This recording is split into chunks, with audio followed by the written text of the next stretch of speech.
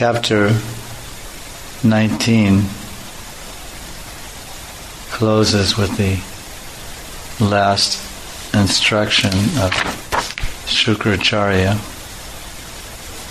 the guru. He's teaching his disciple. So this last verse or last instruction or shiksha, guru shiksha of Shukracharya to Bali Maharaj, he tells him that there's no problem with lying. He outlined the standard for lying. The guru taught his disciple the lying standard. 5 different circumstances where one can lie. He can lie to a woman, he can lie in marriage, lie in business, lie in times of danger, lie to protect a cow, to protect a Brahmin and save one's life.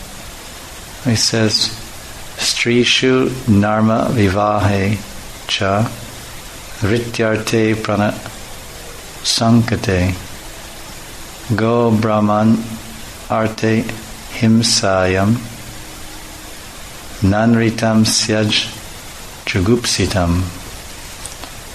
Translation: in flattering a woman to bring her under control, in joking, in a marriage ceremony, in earning one's livelihood, when one's life is in danger, to protect cows in Brahminical culture, or to protect a person from an enemy's hand, falsity is never condemned.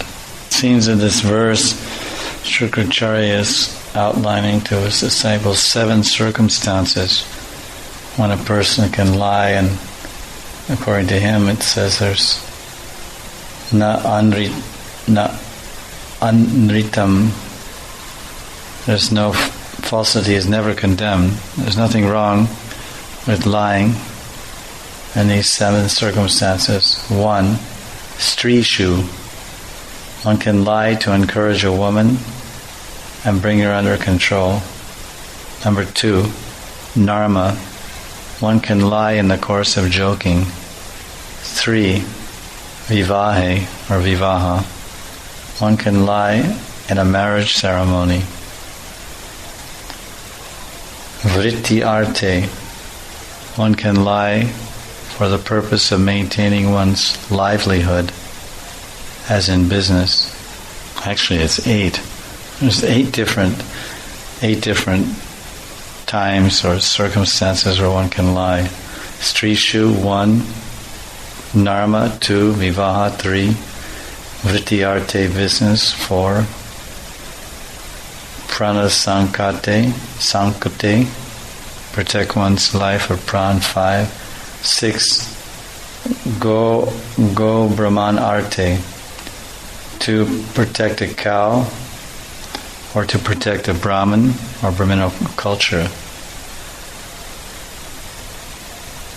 That's 6 and 7. Number 8, himsayam, ayam. This is you can lie to protect a person who is going to be killed because of enmity.